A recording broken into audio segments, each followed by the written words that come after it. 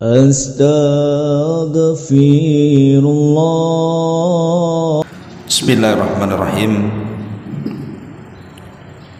Assalamualaikum warahmatullahi wabarakatuh.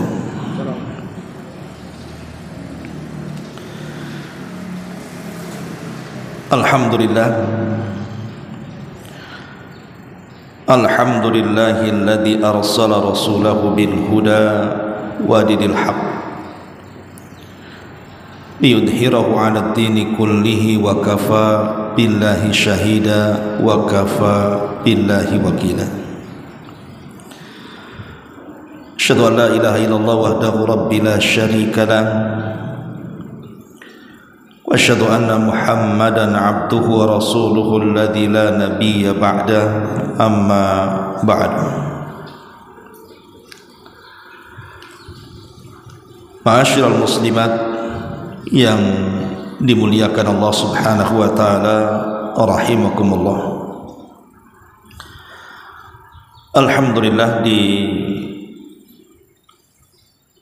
pagi menjelang siang ini kembali kita bisa duduk bertalabul ilmi di Masjid Nidaul Ilmi Kapling Beliung,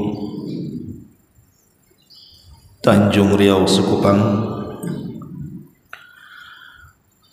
Salawat dan juga salam untuk keberkahan kita semua di kajian ini kita iringkan kepada Rasul kita Nabi besar Muhammad sallallahu alaihi wa ala alihi wasallam. Nabi sallallahu alaihi wasallam bersabda, "Idza marartum bi riyadil jannati farta'u." Kalau kalian lewat di salah satu taman daripada taman-taman sorga, singgah di situ. Sahabat bertanya kepada Nabi sallallahu alaihi wasallam, "Wa mariyadul jannah?" Rasul, apa yang Anda maksud dengan taman sorga itu?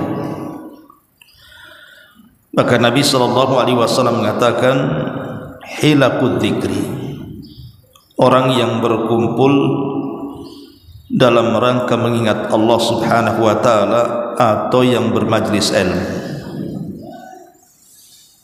Jadi kita berada di taman-taman surga. Beruntunglah orang-orang yang duduk di taman-taman surga. Karena orang kalau tidak pernah duduk di taman surga dunia, maka dia tidak akan pernah duduk di taman surga akhirat.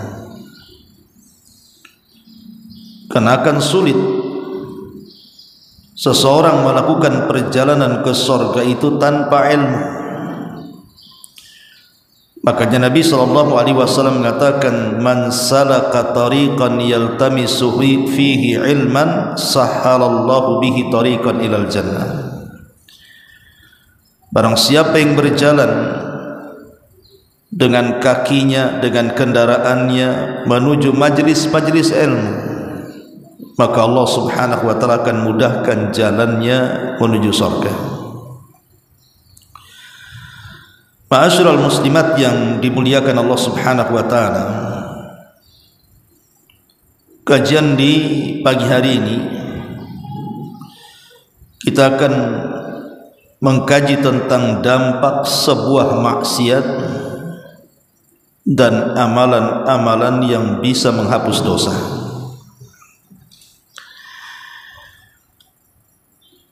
Ma'asyiral muslimat yang dimuliakan Allah Subhanahu wa taala, di dalam sebuah hadis Nabi sallallahu alaihi wasallam bersabda, "Innallaha kataba ala ibni Adam hadduhu minaz zina."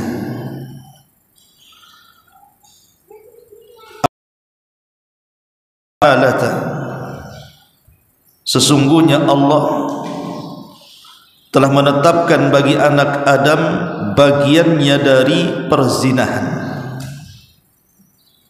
Ia pasti akan menjumpainya dan tidak mungkin tidak, dia pasti melakukannya.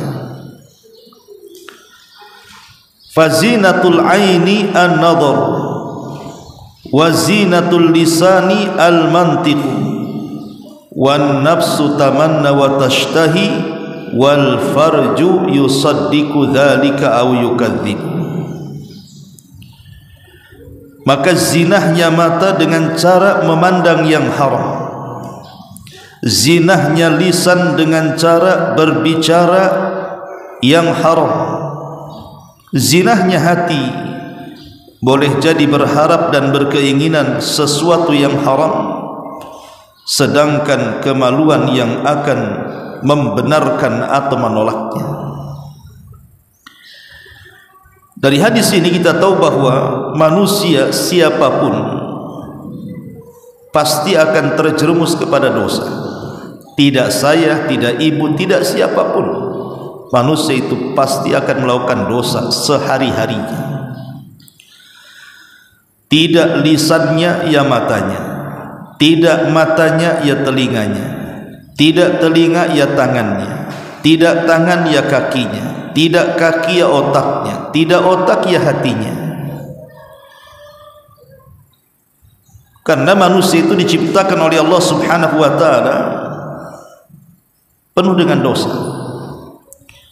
Makanya Nabi SAW juga mengatakan kullu bani Adam khatta'un, setiap anak Adam itu pasti masuk pada kubangan dosa.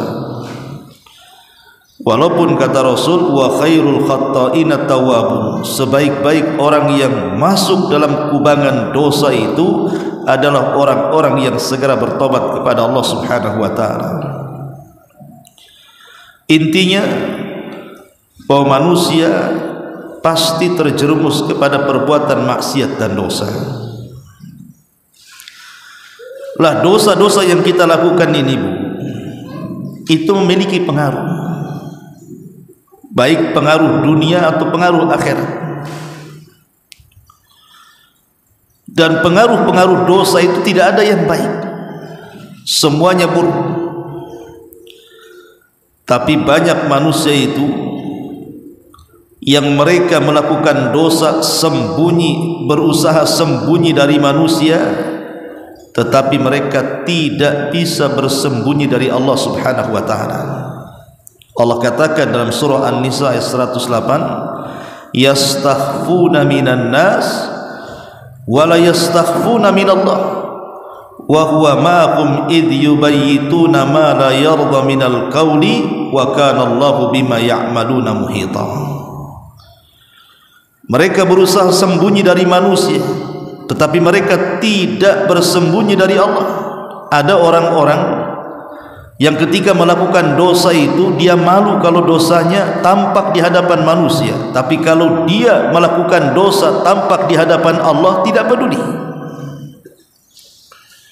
Karena aneh, yang menciptakan kita Allah, yang memberikan rizki kita Allah, yang memberikan segala-galanya Allah. Tapi ketika kita bermaksiat kepada Allah, kita tidak malu dengan Allah Subhanahu wa taala. Tapi kalau kita bermaksiat di hadapan manusia, yang manusia itu tidak ada kebaikan kepada kita, kita malu pula kepada dia. Maka di sini Allah Subhanahu wa taala mengatakan mereka bersembunyi dari manusia, tetapi mereka tidak bersembunyi dari Allah. Padahal Allah beserta mereka ketika pada satu malam mereka menetapkan keputusan rahasia yang tidak Allah redai, padahal Allah Maha meliputi ilmunya terhadap apa yang mereka kerjakan. Ma'asyiral muslimin wal muslimat rahimani wa rahimakumullah. Manusia ketika melakukan dosa itu terbagi dua. Manusia ketika melakukan dosa itu terbagi menjadi dua. Pertama, ada manusia itu yang sudah tidak memiliki rasa malu. Dia melakukan dosa secara terang-terangan. Dan ini disebutkan dalam hadis Abu Hurairah radhiyallahu anhu. Kata Nabi SAW, kullu ummati mu'afan illal mujahirin. setiap umatku akan dimaafkan dosa-dosanya kecuali orang-orang yang terang-terangan melakukan dosa. Kemudian Nabi SAW mencontohkan di antara orang yang terang-terangan melakukan dosa itu, salah satunya, wa inna minal mujaharati an ya'mala ar-rajulu bil-laili amalan thumma yusbih wa qad satarahu Allahu alaihi. Dan bagian daripada orang yang melakukan dosa terang-terangan adalah ada orang yang mengamalkan sebuah amalan dosa di malam hari padahal Allah sudah tutup aibnya. Wa yaqul, dia pun mengatakan, ya fulan amiltul barihata kadza wa kadza wa qad bata yasturuhu rabbuhu wa yusbihu yakshifu sitrallahi alaihi. Tiba-tiba kemudian di siang harinya dia berjumpa dengan kawannya dan dia katakan, aku sudah berbuat maksiat semalam dengan maksiat ini dan itu, padahal Allah sudah tutupi aibnya, tapi dia singkap dengan sendirinya. Jadi kelompok yang pertama ini, Bu, adalah kelompok yang suka menceritakan dosanya sendiri dan dia tidak punya malu. Bu, kalau kita melakukan dosa kemudian Allah tutup dosa kita, jangan ceritakan kepada orang. Umpamanya ibu berkumpul 1, 2, 3 orang, kemudian ibu menggibah. Setelah ibu menggibah, ibu bubar, jumpalah dengan kawan yang tidak ikut gibah tadi. Cerita pula sama kawannya, aduh kamu coba kemarin kamu datang pada perkumpulan kita, oh seneng rame, sayang kamu tak datang. Semalam kami ngerumpi begini-begini, diceritakan pula maksiatnya. Lah ini orang yang seperti ini dianggap terang-terangan melakukan dosa. Kalau yang seperti ini saja, Nabi mengatakan kullu ummati mu'afan, setiap umatku dimaafkan dosa-dosanya kecuali orang yang menceritakan dosanya sendiri kepada orang lain. Macam mana dengan orang yang jelas-jelas terang-terangan sedang berbuat dosa dan rela dipandang manusia, seperti orang mabuk depan manusia, orang gibah depan manusia, orang berdusta depan manusia, terang-terangan dia melakukan maksiat seperti itu. Maka kelompok yang pertama ini akan sulit dimaafkan Allah Subhanahu wa taala. Ini kelompok yang pertama. Kelompok yang kedua, orang yang sembunyi-sembunyi maksiatnya. Dia malu kalau seandainya ada manusia yang mengetahuinya. Dia malu kalau seandainya ada kawan-kawannya mengenalinya. Jadi dia nyumpet maksiatnya itu. Kalau bisa tidak ada yang tahu kecuali dia saja dan Allah Subhanahu wa taala. Maka maksiat yang sembunyi-sembunyi pun bahaya, karena bisa menggugurkan banyak pahala. Dalam sebuah hadis yang dikeluarkan oleh Imam Ibnu Majah dalam sunannya, Nabi SAW menjelaskan bahwa nanti pada hari kiamat akan datang sekelompok manusia dengan membawa pahala yang sangat besar sebesar gunung Tihamah menghadap Allah, tapi tiba-tiba oleh Allah dihancurkan pahala-pahalanya. Kemudian Allah memberikan alasan kenapa demikian, karena mereka adalah aqwamun idza khalau bimaharimillahi intahakuha, sebuah kaum yang mereka apabila bersendirian tidak ada yang lain kecuali dia, di hadapannya ada keharaman Allah, dia pun melakukannya, dia robek keharaman-keharaman Allah itu. Maka pahala yang sembunyi-sembunyi juga bisa menggugurkan pahala. Dosa yang dilakukan sembunyi-sembunyi bisa menggugurkan pahala. Ma'asyiral muslimat rahimakumullah. Lalu apa pengaruh dosa itu? Kenapa Al-Quran dan Sunnah Nabi SAW sangat melarang orang melakukan dosa dan kemaksiatan itu? Karena ada pengaruhnya. Jangankan lagi yang melakukan dosa itu orang biasa kayak kita, Bu ya. Sekelas Nabi Adam alaihi salatu wassalam melakukan dosa, dia di sorga. Dosa Nabi Adam tidak sebanyak dosa kita. Dosa Nabi Adam itu hanya memakan buah yang dilarang dimakan Allah, itu saja.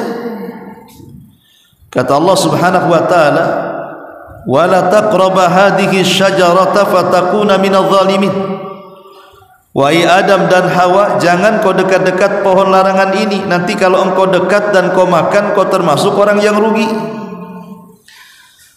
Tetapi Allah takdirkan Adam dan Hawa pun makin penasaran. Karena manusia itu biasanya makin dilarang, dia penasaran dengan yang dilarang itu. Contoh mamanya ini, masjid ini ada 100 pintu. Silahkan masuk masjid dari 99 pintu, yang satu jangan masuk. Pintunya 100. Yang terbuka 99 pintu, yang dilarang satu pintu, nggak boleh masuk dari pintu itu. Pasti penasaran nih. Ini pintu yang dilarang, kenapa dilarang nih? Pasti nanti berjubel tuh di pintu, ada apa? Kenapa tak boleh masuk lewat pintu itu? Jadi orang itu malah justru kalau dilarang makin penasaran tuh. Makanya lihat, yang halal itu banyak, yang haram itu sedikit. Kenapa orang jatuh ke yang haram? Minuman yang halal itu loh banyak, kenapa mesti minum khamr? Makanan itu banyak, kenapa mesti makan daging babi dan anjing diharamkan? Makanan yang halal di sorga itu banyak, tapi kenapa Adam malah memilih makanan yang dilarang? Ma'asyiral muslimat yang dimuliakan Allah Subhanahu wa ta'ala, lihat dampaknya apa yang terjadi. Datang kemurkaan Allah kepada Adam, sehingga Allah katakan kepada Adam alaihi salatu wassalam, ihbitu minha jami'ah, keluar kalian semua dari sorga ini. Allah usir Adam dan juga Hawa beserta iblis yang pernah mengecap juga kenikmatan sorga. Allah usir semuanya, tiga-tiganya itu, keluar kalian semuanya. Akhirnya Allah turunkan 3 makhluk ini ke bumi. Kalau Adam alaihi salatu wassalam melakukan satu maksiat dikeluarkan dari sorga, kita pula yang banyak melakukan maksiat menghendaki masuk sorga, kan aneh namanya. Adam satu kali buat dosa dikeluarkan dari sorga, kita entah berantah dosa yang kita lakukan pengen pula lah dimasukkan ke dalam sorga. Lihat pengaruh dosa itu menjadikan Adam dikeluarkan dari sorga. Karena memang setiap maksiat itu ada pengaruhnya. Baik, kita akan rinci. Sebelum kita bicara pengaruh, kita akan menjelaskan kenapa manusia bisa melakukan dosa. Kenapa saya, ibu atau siapapun bisa masuk ke dalam dosa. 1, dha'ful iman, karena lemahnya iman. Yang menjadikan orang maksiat itu karena lemahnya iman. Makanya iman menurut keyakinan ahli sunnah itu, al-imanu yazidu wa yanqus, yazidu bit ta'ati wa yanqusu bil ma'siyati. Iman itu menurut ahli sunnah bisa bertambah dan bisa berkurang, bertambah dengan ketaatan dan berkurang dengan kemaksiatan. Orang yang lemah imannya pasti terjerumus kepada maksiat. Tapi orang yang kuat imannya, insya Allah dia akan dijaga dari maksiat kepada Allah Subhanahu wa ta'ala. Yang kedua, al-jahlu billah, karena kejahilan. Makanya pentingnya thalabul ilmi itu supaya kita terbentengi dari maksiat. Karena orang yang berilmu itu dia tahu ini maksiat, ini tidak, ini ibadah, ini tidak, ini ikhlas, ini tidak, ini yang utama, ini yang tidak, dan begitu seterusnya. Tapi orang yang jahil, dia tidak paham ini tak boleh dilanggar dia, ini boleh tak dilakukan dia. Ini dosa malah dilakukannya, ini pahala malah ditinggalkannya. Itulah orang jahil. Makanya kejahilan ini adalah sebab terbesar orang masuk ke kubangan dosa. Yang ketiga, dha'ful azimati ala rusdi, lemahnya keinginan untuk berubah. Berubahnya keinginan berubah itu hanya di otak saja. Saya ingin tobat, tapi tak tobat-tobat. Saya nyesal ini gara-gara berbuat dosa begini-begini, mau berhenti tapi tak berhenti-berhenti karena kurang kuat keinginan berhentinya. Ada orang judi online, akhirnya kalah, bangkrut, stres dia, nyesel kenapa aku judi katanya. Tapi kalau ada duit lagi, judi lagi dia. Lah itu kurang kuat keinginan berubahnya. Makanya terjerumus terus. Ini yang ketiga. Yang keempat, di antara sebab orang itu masuk ke dalam kubangan maksiat adalah kathratus syahwati wasyubhat, mudah mengikuti syahwat dan syubhat. Keinginan perutnya itu tidak bisa direm. Jadi keinginan syahwat kita tidak bisa dikendalikan, semua diperturutkan. Pengen ini iya, pengen itu pokoknya semua dituruti sama dia. Memperturutkan syahwat itu, itulah diantara sebab orang mudah melakukan kemaksiatan. Kemudian yang kelima, al-ghurur wal aman, tertipu oleh dunia dan tertipu oleh angan-angannya. Banyak orang yang tertipu dengan dunia, akhirnya dia bermaksiat kepada Allah Azza wa Jalla, seperti orang-orang yang judi itu. Dia pikir, saya mau pasang judi, nanti kalau dapat banyak saya tobat, bisa untuk modal katanya. Sekali pasang dapat dia. Dia pikir, aduh, ini masang sedikit dapat banyak, masang lagi lah besok. Jadi tergiur dengan angan-angan tuh. Di pekerjaan juga sama. Akhirnya dengan tergiur dengan angan-angan, masuklah kepada bab rasuah, kepada bab korupsi, kepada bab maling, kepada bab nyolong, dan begitu seterusnya. Karena angan-angan dunia terlalu panjang. Nah, ini juga penyebab orang masuk ke dalam kubangan dosa. Kemudian yang keenam, mukhalatatul fasiqin, bergaul dengan orang fasik, bergaul dengan orang jahat. Sebaik apapun manusia, kalau punya teman yang jelek, pasti dia akan terpengaruh dengan kejelekannya. Maka hindari teman-teman yang tidak baik itu, karena itu pula yang menjadikan manusia terpengaruh untuk melakukan perbuatan jahat. Kemudian yang ketujuh, al-ighrar bi afwillah, tertipu dengan maha pemaafnya Allah. Allah kan pemaaf, Allah kan penyayang, nggak apa-apa, saya kan masih muda, nanti kalau usia 40 tahun saya akan tobat, Allah kan pemaaf. Ini bahaya nih, keyakinan seperti ini. Iya, kalau sampai 40, 50, 60 tahun dia masih hidup. Kapan lu tobat? Nanti nunggu haji Pak Ustadz katanya. Udah haji tak tobat-tobat juga. Karena tergiur dengan Allah itu pemaaf. Betul, Allah itu pemaaf, Allah itu rahim, penyayang. Tetapi jangan pula kalimat-kalimat seperti ini mengulur-ngulur kita untuk bertobat kepada Allah. Akhirnya dia tenang dengan dosanya. Kemudian yang nomor 8, al-qunut min rahmatillah, orang yang menyebabkan terus melakukan dosa itu karena putus asa dari rahmat Allah Subhanahu wa ta'ala. Karena sudah banyak dosa yang dilakukannya, mau tobat setan datang. Ngapain kau tobat? Tobatmu tidak akan diterima. Akhirnya terus saja dia dalam kubangan kemaksiatan karena merasa kunut, putus asa. Ataupun al-ihtijaj bil qadar, berdalil dengan takdir pula. Saya pernah dialog dengan orang LGBT, orang Banci Kaleng. Jadi saya nasihati, kembalilah kepada kodratmu. kembalilah kepada laki-laki. Kok laki-laki ngapain jadi perempuan pula? Apa jawabannya? Ustaz, sudah takdir.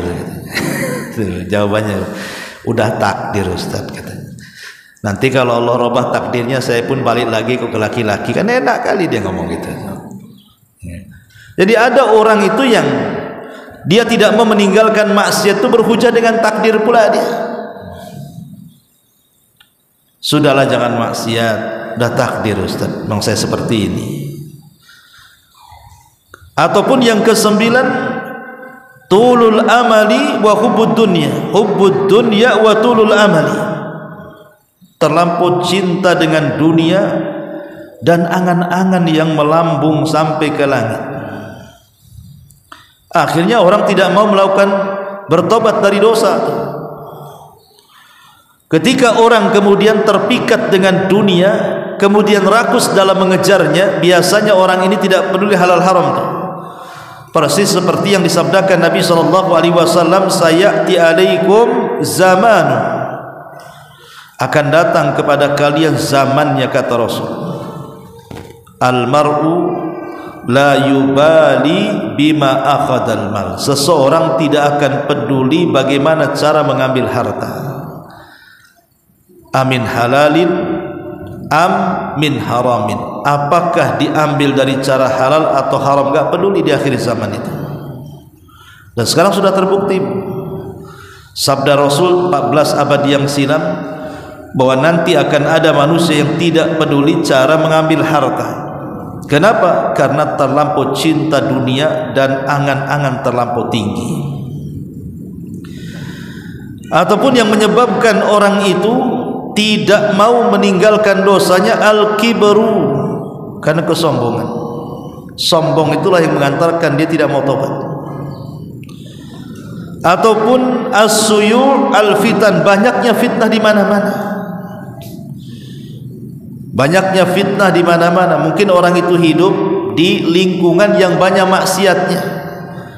Tetangga sebelah tukang rumpi, tetangga sebelahnya lagi tukang adu domba, tetangga yang depannya pula lah itu pula ngomongnya enggak jelas, suka menghina.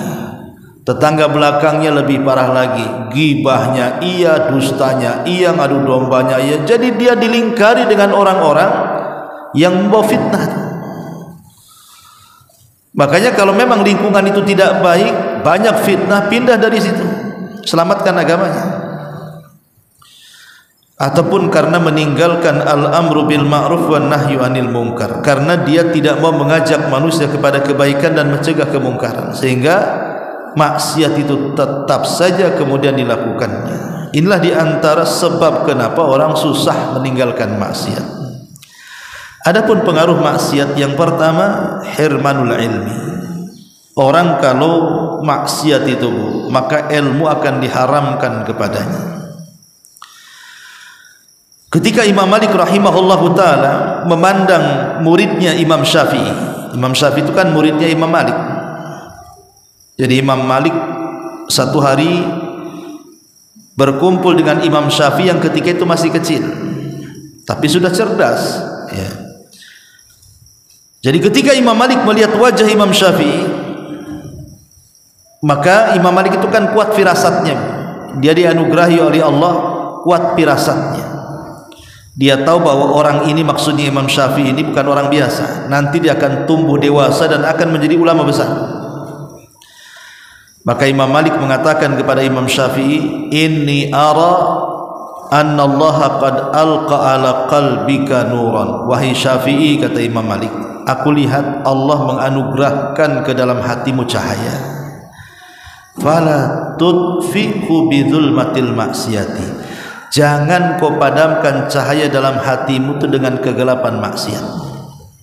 Imam Syafi'i tahu, Imam Malik tahu Imam Syafi'i ini cerdas, ya. Dan Imam Malik punya firasat bahwa Imam Syafi'i ini akan menjadi ulama besar. Makanya Imam Malik menasihati dari kecil kepada Imam Syafi'i, aku lihat dalam hatimu penuh cahaya wahai Syafi'i, tolong jangan kau padamkan cahaya itu dengan maksiat. Kenapa kemudian Imam Malik mengatakan seperti itu? Karena ilmu itu adalah cahaya.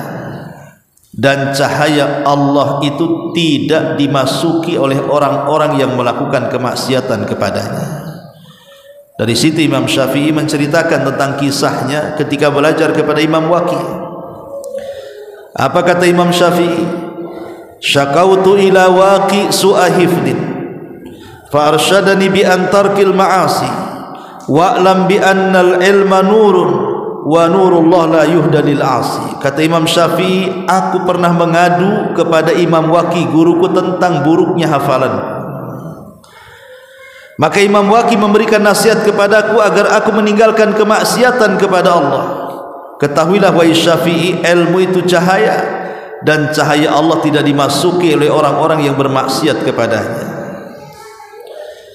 Ketika Imam Waqi' menasihati Imam Syafi'i terpikir, maksiat apa yang saya lakukan?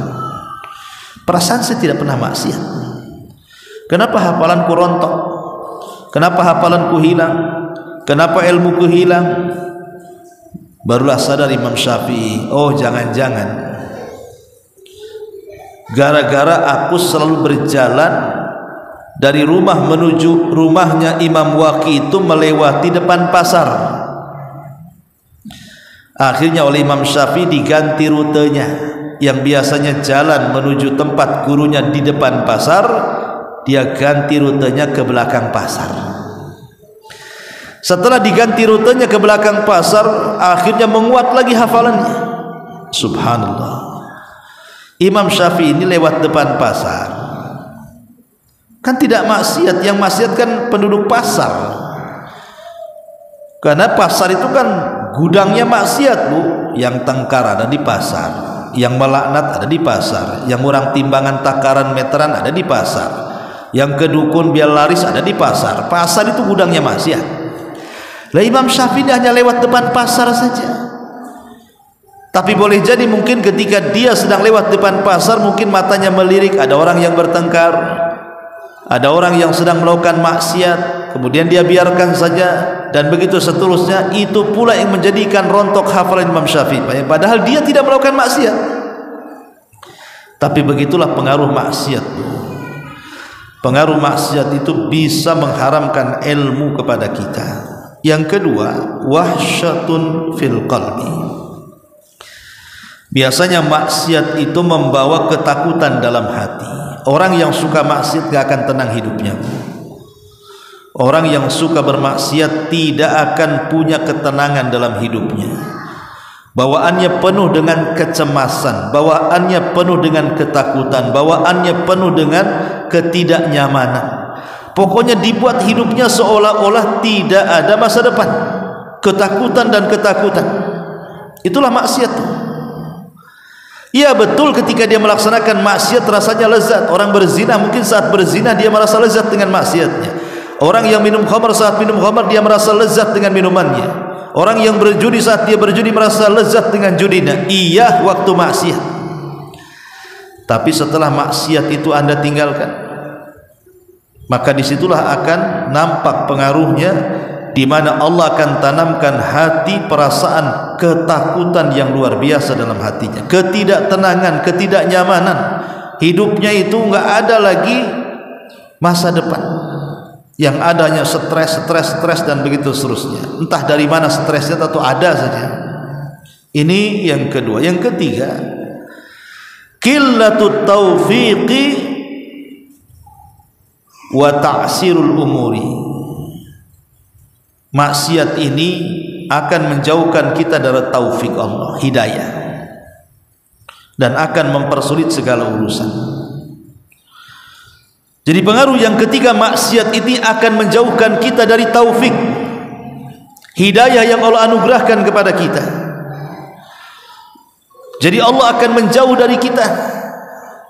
Tapi sebaliknya, orang-orang yang mereka meninggalkan kemaksiatan dan menyibukkan dengan ketaatan, maka Allah akan mendekat kepada kita, boleh jadi akan berikan taufiknya kepada kita. Jadi orang yang suka melakukan kemaksiatan, hidayah taufik bukan hanya tidak akan sampai, boleh jadi yang sudah diterimanya akan dicabut lagi oleh Allah Subhanahu wa taala dan dipersulit perkaranya. Kemudian yang keempat, wahanul badan. Orang yang suka bermaksiat itu menjadikan badannya lemah, tidak punya semangat hidup. Makanya lihat hadis Nabi SAW itu, Bu. Kita ini kalau malam hari biasanya didatangi setan, Bu. Saya, ibu, siapapun, kalau malam-malam itu pasti setan datang ke kita saat hendak tidur. Kemudian setelah ibu terlelap tidur, maka setan mulai mengambil talinya, kemudian mengikat tengkuk kita dengan 3 ikatan. Setiap kita diikat, setiap tidur malam itu pasti setan datang mengikat tengkuk kita. Kemudian setiap ikatan setan akan mengatakan di telinga kita, nim naumatan tawilah, tidur, malam masih panjang loh, padahal udah subuh tuh ya. Asli dibilang tidur, malam masih panjang, padahal alarm 3:30 sudah pusing, bangunin kita pula tak bangun-bangun. Yang pusing alarmnya bukan kitanya. Jadi kata Nabi SAW, fa inistaiqadha, kalau seandainya kita bangun, wa dzakarallah, kemudian mengingat Allah, halat lahul uqdah, maka satu ikatan akan lepas dari leher kita. Wa in tawaddaa, kalau dia berwudu, halat lahul uqdah, maka ikatan kedua akan terlepas. Wa in shalla halat lahul uqdah, maka kalau dia salat, maka semua ikatan akan lepas dari tengkuk kita, sehingga di pagi hari tayyibun nafsi nasyatun, maka dia jiwanya akan baik dan akan semangat hidupnya. Tuh lihat, ini pengaruh ketaatan. Tapi sebaliknya, mafhum mukhalafahnya kan, pemahaman kebalikannya. Berarti kalau tidak bangun, dia tidak berzikir, dia tidak wudu, dia tidak sholat subuh, berarti ikatannya belum lepas dari lehernya. Kata Rasul, asbaha khabithan nafsi kaslan, maka dia jiwanya akan buruk dan dia menjadi orang pemalas. Jadi orang yang meninggalkan sholat subuh itu, Bu, orangnya jadi pemalas. Kenapa pemalas? Badannya lemah. Allah yang buat dia lemah. Tidak ada kepikiran untuk masa depan lagi. Aktivitas dia buntu satu hari itu. Akan Allah banyak datangkan masalah, entah dari mana masalahnya. Pokoknya ada saja masalah itu. Orang walaupun sehat secara fisik, tapi kalau sakit secara pikiran, itu melemahkan badan kan. Betul, ibu sehat, kolesterol tak ada, asam urat hilang, darah tinggi normal, tapi otak error, Bu.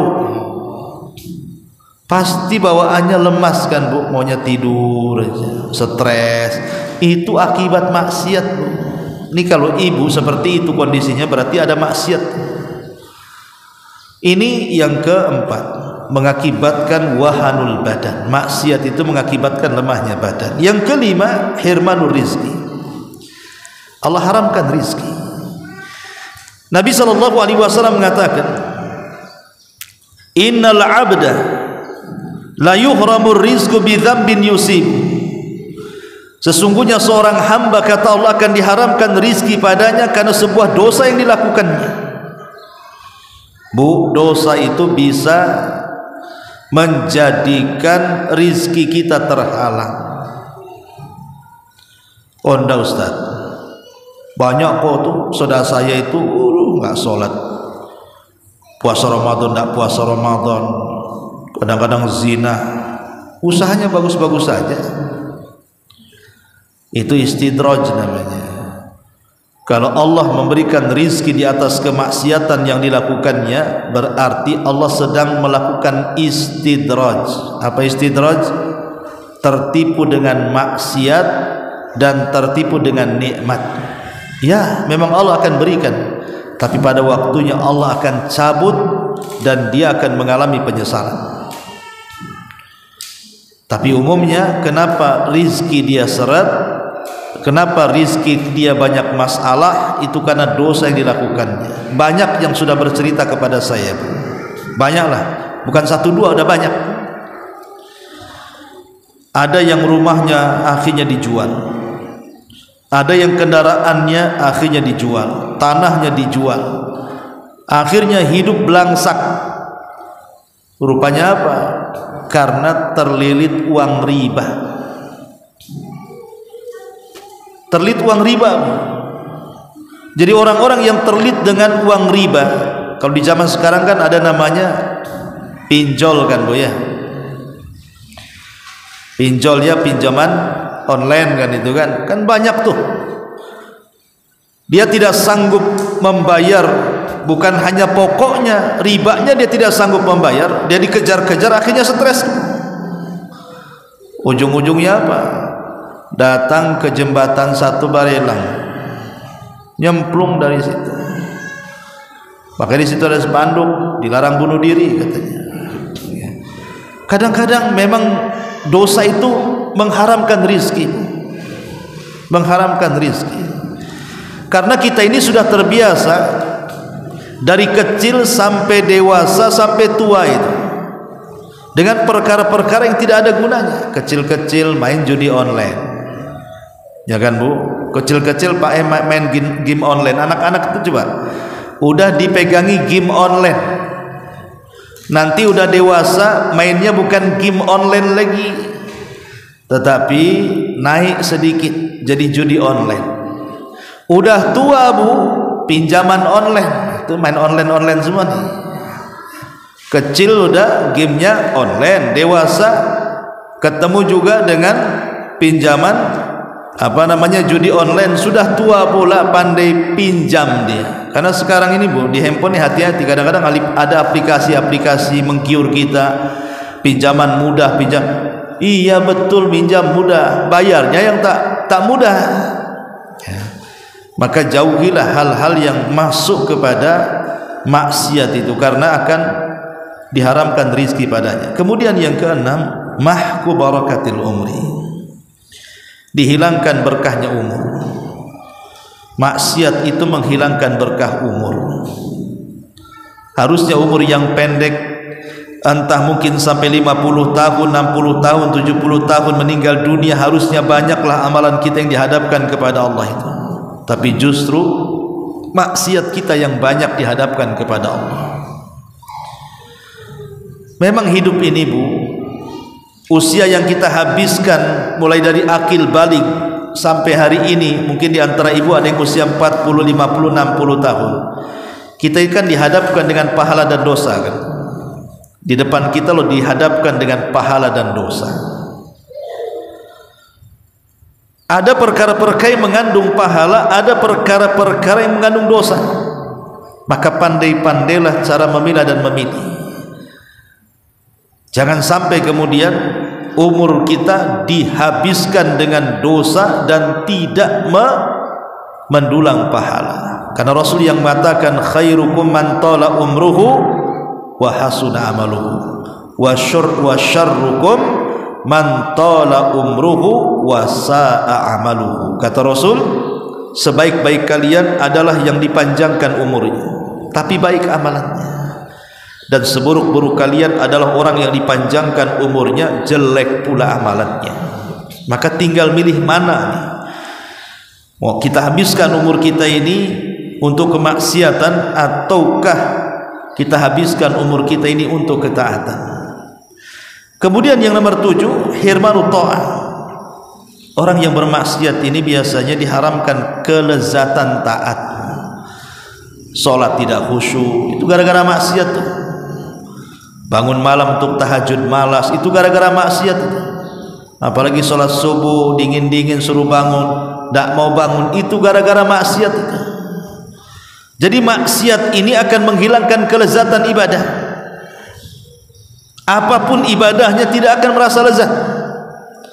Dulu ada seorang ulama namanya Ibrahim ibn Adham. Satu hari Ibrahim ibn Adham ini ingin iktikaf di Baitul Maqdis di Palestina sana. Dan posisi dia ada di Mekah. Sebelum dia berangkat dari Mekah ke Baitul Maqdis, dia ingin bawa bekal untuk perjalanannya. Dibelinya kurma 1 gantang. Ketika dia membeli kurma di penjual kurma, adalah satu kurma yang berada di bawah gantang dia. Disangkanya kurma yang jatuh dari gantang yang sudah dibelinya. Dia ambil, dia makan. Kemudian setelah itu dia safar ke Palestina, ke Baitul Maqdis, kemudian iktikaf di situ selama beberapa hari. Aneh tapi nyata, kata Ibrahim, aku tidak pernah merasakan gundah gulana seperti ini. Kok ibadah saya tidak pernah khusyuk, kata. Sholat tahajud yang enggak khusyuk, iktikaf enggak khusyuk, baca Quran enggak khusyuk. Ada apa dengan saya, kata Ibrahim ibn Adham ini? Apa dosa yang sudah saya lakukan? Akhirnya dia teringat dengan kurma tadi. Jangan-jangan gara-gara sebutir kurma yang saya makan di bawah gantang. Jangan-jangan sebutir kurma itu bukan kurma yang sudah saya beli yang jatuh dari gantang. Boleh jadi mungkin sebutir kurma itu milik pedagang tadi, tidak masuk dalam gantangannya. Kemudian saya makan. Jangan-jangan gara-gara itu pula aku tidak khusyuk ibadah ini. Akhirnya dia pulang kembali dari Baitul Maqdis ke Mekah. Coba Bu, itu perjalanan 40 hari loh ya, naik unta. Sampai di Mekah dia cari itu penjualnya, ingin minta keikhlasan dan maafnya. Setelah ketemu kaget karena yang jual sekarang beda dengan yang jual kemarin. Yang jual kemarin orang tua, yang jual sekarang anak muda. Rupanya itu anak daripada orang tua yang menjual sebelumnya. Maka Ibrahim ibn Adham mengatakan kepada anak muda ini, sebenarnya saya ingin datang meminta maafmu kepada bapakmu yang dulu berjualan di sini. Kemana bapakmu? Kata anak ini sudah meninggal, katanya. Masya Allah. Lalu siapa yang menggantikan ayahmu? Kata anak muda ini, saya. Kemudian Ibrahim bin Adham menceritakan, dulu bapakmu saat jual kurma, aku beli satu gantang. Kutemukan satu kurma di bawah gantang, kukira itu kurmaku yang jatuh dari gantang. Tapi saya kira ini bukan kurmaku. Saya ingin minta kehalalan, saya ingin minta keikhlasan. Anak ini mengatakan, bagi saya tidak masalah wahai fulan, tapi ayahku punya anak 10 masalahnya. Akhirnya apa? Ibrahim ibn Adham berkeliling meminta maaf satu persatu kepada anaknya. Setelah semuanya dia minta maaf dan minta keikhlasannya, baru dia tenang ibadahnya. Begitu Bu ya. Kadang-kadang maksiat ini menghilangkan kelezatan dalam ketaatan. Kenapa saya tidak pernah khusyuk dalam sholat? Kenapa baca Quran itu tidak bisa menangis, nggak pernah ada pengaruhnya? Kenapa saya ini mendengar pengajian biasa-biasa saja? Pokoknya nggak ada pengaruh apapun. Maka sekali lagi, kalau hati kita tidak berpengaruh dengan ketaatan, ketahuilah berarti ada maksiat yang kita lakukan di situ. Ini yang ke-7. Yang ke-8, libasuz zul. Pengaruh maksiat itu akan dipakaikan kehinaan. Kata Nabi sallallahu alaihi wasallam, kata Hasan Al-Basri rahimahullahu taala, aballah illa an yudhilla man asa. Allah enggan kecuali Allah hendak menghinakan orang-orang yang bermaksiat kepadanya. Maka siapapun yang bermaksiat kepadanya, Allah rendahkan dia di bumi. Dan kalau Allah merendahkan, tidak ada yang bisa mengangkat dia. Sebagaimana orang yang Allah angkat tidak bisa ada orang yang merendahkannya. Kemudian yang 9, hawanul mudhnib alallah. Hawanul mudhnib alallah. Maka dianggap hina di hadapan Allah. Orang yang berdosa itu dianggap hina di hadapan Allah. Wa man yuhinillahu fama lahu min mukrim. Orang yang sudah dihinakan Allah, tidak ada yang bisa mengangkat derajatnya. Yang ke-10, hawanul mudhnib 'alan nas, bahkan hina di mata manusia. Allah yang buat hina. Orang-orang yang melakukan dosa itu hina di hadapan manusia. Orang yang suka berdusta gak akan dipercaya manusia. Bahkan sebenarnya kalaupun ada orang yang melakukan kezaliman kepada orang, bukan kepada kita, dan kita tahu, kadang-kadang kita tidak mau bermuamalah dengan dia kan. Ah malas katanya, pinjam uang sama dia. Ada kawan saya pinjam uang sama dia, malah diriba-ribakan. Ketika dia pinjam uang sama dia, tak mau dibayar-bayar. Jadi kalau orang sudah bermaksiat, dipandang manusia pun tak bagus. Kemudian yang nomor 11, la'natu al-bahaim lil mudhnim. Semua binatang-binatang yang ada di bumi ikut melaknat orang-orang yang berbuat dosa. Karena salah satu pengaruh dosa itu apa, Bu? Menghalangi Allah menurunkan berkahnya berupa hujan dari langit. Sementara hujan itu kan bisa dimanfaatkan, bukan hanya kita manusia, binatang-binatang pun ikut memanfaatkan air hujan itu. Tapi ketika hujan tidak turun karena maksiat manusia, marah binatang-binatang itu, maka binatang-binatang itu akan melaknat kita yang berdosa, naudzubillah. Kemudian yang nomor 12, in'idamul ghirah, hilang kecemburuan, enggak peduli lagi hidupnya. Yang ketiga, nikmat yang lainnya. Yang ke-14, ar-ra'bu wal khawfu fil qalbi, penuh dengan kecemasan dalam hatinya. Yang ke-15, dihabul haya, hilang perasaan malunya.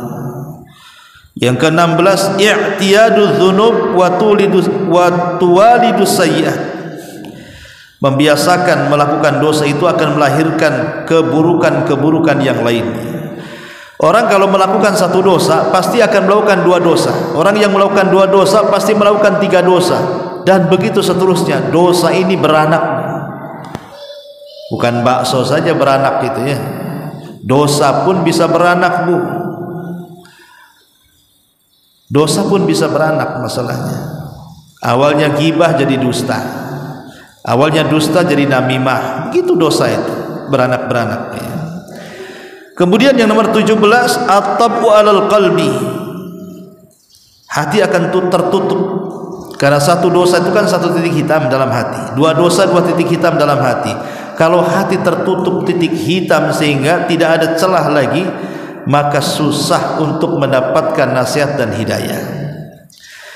Kemudian yang nomor 18, asiru syaitan, orang yang berbuat dosa itu menjadi tawanan setan. Kita tertawan oleh setan. Setan berhasil mengajak kita untuk masuk menjadi penghuni neraka. Dan yang terakhir, ini yang paling bahaya, nuzulun niqam. Dosa itu menjadikan turunnya iqab dan hukuman Allah kepada kita. Tidaklah gunung meletus, kebanjiran, angin puting beliung, longsor, atau apa namanya dari musibah-musibah itu. Di balik musibah-musibah yang terjadi itu, penyebab terbesar atau penyumbang terbesarnya adalah kemaksiatan kepada Allah Subhanahu wa ta'ala. Kemudian pembahasan terakhir, lalu amalan apa saja yang bisa menggugurkan dosa itu? Apa sih amalan-amalan yang bisa menggugurkan dosa? 1, berwudu. Nabi SAW mengatakan, ma mimri'in muslim, tidaklah seorang muslim menghendaki hadir dalam salat yang 5 waktu, tahduruhu salatul maktubah, fayuhsin wudu'aha, dia pun memperbaiki wudunya, wa khusyu'aha, dan memperbaiki khusyunya, wa ruku'aha, dan memperbaiki rukunya, illa kanat kafaratul lima qablaha minadz-dzunub, kecuali itu semua menjadi kafarah dari dosa-dosa yang dilakukan sebelumnya. Maka berwudu itu bisa menggugurkan dosa. Jadi Ibu kalau berwudu perhatikan gerakannya, jangan asal-asalan, Bu. Karena banyak orang-orang awam itu berwudu asal-asalan. Kadang kaki diseblok saja nggak dicuci, ya kan? Kadang-kadang ngusap kepala itu cuman diusap-usap aja, itu pun dengan diambil jambul-jambulnya saja kan, itu nggak serius gitu ya. Jadi berwudulah dengan wudu yang baik, karena dengan cara itu dosa-dosa kita akan terhapus. Yang kedua, salat 5 waktu. Salat 5 waktu juga sebagai kafarah dzunub, penghapus dosa. Karena Rasul kan mengibaratkan begini, bagaimana pendapat kalian, kata Nabi, kalau di depan pintu rumah kalian ada sungai yang sangat jernih dan tidak terkontaminasi apapun airnya, betul-betul jernih. Lain dengan sungai-sungai sekarang kan Bu. Di Beliung kan ada sungai juga di situ. Wah, itu keruh semua. Mandi di situ gatal semua kita. Jadi kalau seandainya di depan rumah kita ini ada sungai jernih, kata Rasul, engkau mandi sehari 5 kali. Kira-kira bersih nggak tuh Bu? Bersihlah. Kita ini mandi biasanya yang paling rajin kan 3 kali, pagi, siang, sore, itu udah bagus tuh. Tapi kebanyakan rata-rata 2 kali lah ya. Pagi mau kerja, sore pulang kerja.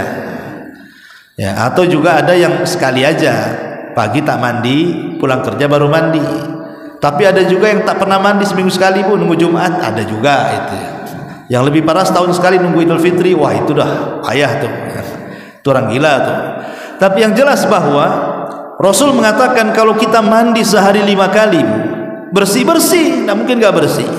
Bisa saja masuk angin mungkin, kebanyakan mandi ya. Tapi Rasul ingin mengatakan kalau kalian mandi sehari 5 kali itu bersih badan, maka begitu juga dosa-dosa kita kalau digempur dengan sholat 5 waktu, maka akan bersih. Sebagaimana bersihnya badan dari daki ketika kita mandi, maka sholat bisa membersihkan dosa-dosa yang berkerat dalam badan kita dengan cara sholat 5 waktu. Ini yang kedua. Yang ketiga, al-masyu ilal masajid, berjalan menuju masjid bagi laki-laki tentunya ya. Kata Nabi, ala adullukum ala ma yamhullahu bihil khataya wa yarfa'u bihi darajat. Moga aku tunjukkan kepada kalian hal-hal yang Allah bisa menghapuskan kesalahan kalian dan Allah akan angkat derajat kalian. Sahabat mengatakan tentu Rasul. Maka Rasul mengatakan isbagul wudu alal makari wa kathratul khuta ilal masajid wa intidharus shalah ba'da shalah fadzalikumur ribat. Caranya perbaiki wudu walaupun engkau sedang malas untuk berwudu. Yang kedua, perbanyak langkah ke masjid. Kemudian yang kelima, al-muhafadzatu ala salatil jum'ah, menjaga salat Jumat bagi laki-laki tentunya ya. Kemudian yang keenam, yang bisa menggugurkan dosa adalah as-sabr indal marid, sabar ketika ditimpa sakit. Karena ada orang-orang yang ketika sakit tuh susah bersabar. Kita ini pandai kalau kita umpamanya sedang berziarah kan Bu, mungkin ada saudara kita sedang sakit, pandainya lah kita nasihati saudara kita itu yang sabar ya, yang sabar. Itu karena dia yang menziarahi. Coba posisinya dia yang sakit. Kadang-kadang dia tidak lebih sabar daripada orang yang ketika kita ziarahi dia sabar pula. Kita katakan sabar, saya sabar. Ketika dia yang sakit, semua lisannya keluar. Nah ini kalau dia bisa sabar ketika menghadapi sakit, maka sabar itu bisa menggugurkan dosa. Kemudian yang ketujuh, siyamu nahari Ramadan, berpuasa di bulan Ramadan. Ntar lagi 1 bulan lagi lah kita akan datang bulan Ramadan, karena puasa Ramadan bisa menggugurkan dosa. Kemudian juga yang nomor 7, berpuasa hari Asyura, berpuasa hari Arafah, itu juga bisa menggugurkan dosa. Kemudian yang nomor 8, haji dan umrah. Kalau memang Allah berikan rizki kepada kita bisa haji berangkat, kalau Allah berikan rizki bisa umrah berangkat, karena haji dan umrah itu bisa menggugurkan dosa. Adapun haji, Rasul mengatakan pulang seperti anak yang baru dilahirkan. Adapun umrah, Rasul mengatakan al-umratu ila umrati kafaratun lima bainahuma. Kalau ibu umrah 2 kali, umrah tahun kemarin dan tahun sekarang, maka antara umrah dengan umrah itu sebagai penggugur dosa. Kemudian yang ke-9, as-sadaqah, banyak bersedekah, karena sedekah itu juga bisa menggugurkan dosa. Yang ke-10, alhamdu ba'da ta'am, ibu kalau habis makan ucapkan alhamdulillah. Karena ucapan alhamdulillah setelah makan itu bisa menggugurkan dosa. Kemudian yang nomor ke-11-nya, ujian yang Allah timpakan kepada kita, apapun bentuk ujiannya, entah berupa sakit, entah berupa stres, entah berupa banyak masalah, pasti manusia itu diuji kan, Bu? Diuji kesehatan, diuji ekonomi, diuji keluarga, diuji tetangga, pastilah ada ujian, ya. Kalau kita ketika menghadapi ujian itu tidak tasakhut lisan kita, tidak menolak takdir Allah Azza wa Jalla dan berjalan dengan takdir Allah Azza wa Jalla, maka ujian-ujian tersebut bisa menggugurkan dosa selama kita mau sabar dan tidak tasakhut. Kemudian yang ke-12, perbanyak istighfar. Perbanyak istighfar. Karena Allah yang mengatakan wa man ya'mal su'an aw yadlim nafsah thumma yastaghfirillaha yajidillah ghafurar rahimah. Siapa yang melakukan amal keburukan atau mendolimi dirinya kemudian dia istighfar kepada Allah, maka dia akan mendapati Allah Maha Pengampun lagi Maha Penyayang. Perbanyak istighfar. Yang ke-13, at-tasamuh wal afu. Mudah memaafkan dan lapang dada. Meminta maaf itu berat, tapi memaafkan kan lebih berat lagi, Bu. Ketika kita mampu memaafkan orang yang berbuat salah kepada kita, maka memaafkan itu bisa menggugurkan dosa. Makanya dahulu ada seorang sahabat, lupa saya namanya, dia melihat kawan-kawannya datang menghadap Rasul dengan membawa harta-harta yang ada di tangan-tangan mereka. Ada yang membawa emas, membawa perak, membawa apalah dari harta disedekahkan. Sementara satu sahabat ini gak ada benda yang ingin disedekahkan kepada Nabi. Akhirnya di malam hari sebelum dia tidur, dia mengatakan, karena aku tidak bisa bersedekah kepada Rasul sallallahu alaihi wasallam sebagaimana sahabat-sahabat yang lainnya, maka aku akan sedekah kepada siapapun yang pernah menyakitiku, aku maafkan sebelum tidur. Jadi sedekahnya memaafkan orang sebelum tidur. Kemudian Nabi SAW tiba-tiba datang wahyu memberitahu, siapa yang bersedekah tadi malam, katanya. Maka sahabat ini mengatakan, saya wahai Rasul. Teruskan, kata Rasul. Rasul menganggap itu bagian daripada sedekah. Jadi sedekah itu tidak mesti berupa harta. Bisa saja sedekah itu berupa memaafkan kesalahan orang, dan itu bisa menggugurkan dosa. Yang ke-14, tafriju kurbati mi'an mu'minin. Bantu kesulitan orang-orang yang beriman. Yang 15, as-sabru ala syada'id. As-sabru ala asyada'id. Sabar ketika diberikan kesempitan berupa kematian orang-orang yang dicintai, seperti kematian anaknya, si mata wayang meninggal dunia, kemudian dia sabar, maka itu diantara sebab diampuni dosa. Kemudian diantara juga yang ke-16 adalah kafaratul yatim, menanggung anak yatim. Dan yang terakhir 17, bertobat kepada Allah Subhanahu wa ta'ala, bertobat kepada Allah Azza wa Jalla. Dan itu inti daripada penghapusan dosa. Inti daripada penghapusan dosa itu taubat dengan taubatan nasuha. Betul-betul harus taubat dengan taubatan nasuha. Bagaimana caranya taubat dengan taubatan nasuha itu? Ya, pertama ibu berjanji untuk tidak mengulangi. Yang kedua, menyesal dengan dosanya. Yang ketiga, mengikuti dengan perbuatan baiknya. Yang keempat, kalau itu dosanya berkaitan dengan orang lain, kembalikan haknya. Dan jangan bertobat di waktu yang tidak diterima tobatnya, ketika nyawa di tenggorokan atau ketika nyawa terbit dari arah barat. Inilah diantara amalan-amalan yang bisa menghapuskan dosa-dosa. Wallahu a'lam bishawab. Mudah-mudahan ada manfaatnya. Sebelum saya tutup, silahkan kalau ada yang mau bertanya, kita buka tanya jawab. Fadhal. Masalah utang, kita mau bayar utang, tahu-tahu ini udah nggak ada lagi, wali-walinya nggak ada, gimana cara? Iya, bagaimana membayar hutang kepada orang yang sudah hilang? Kalau dia mati tak tahu kuburannya, kalau dia hidup entah berantah dia, ahli warisnya pun tak ada. Macam mana cara membayarnya? Kata para ulama, sedekahkan dengan diniatkan pahalanya untuk orang yang kita pinjami uangnya.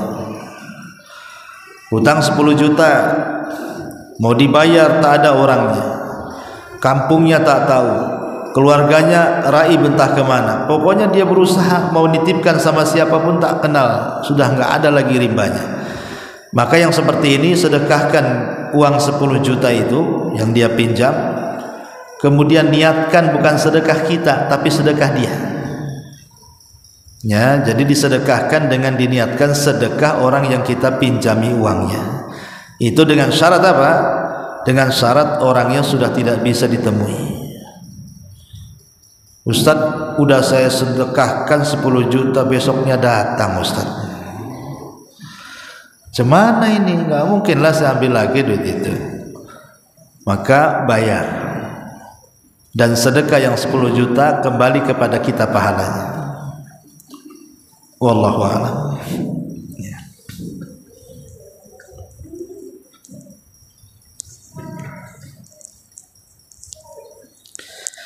Baik, sampai di sini. Kalau tidak ada soalan, kita tutup dengan doa kafaratul majlis. Subhanakallahumma bihamdika asyhadu an la ilaha illa anta astaghfiruka wa atubu ilaik.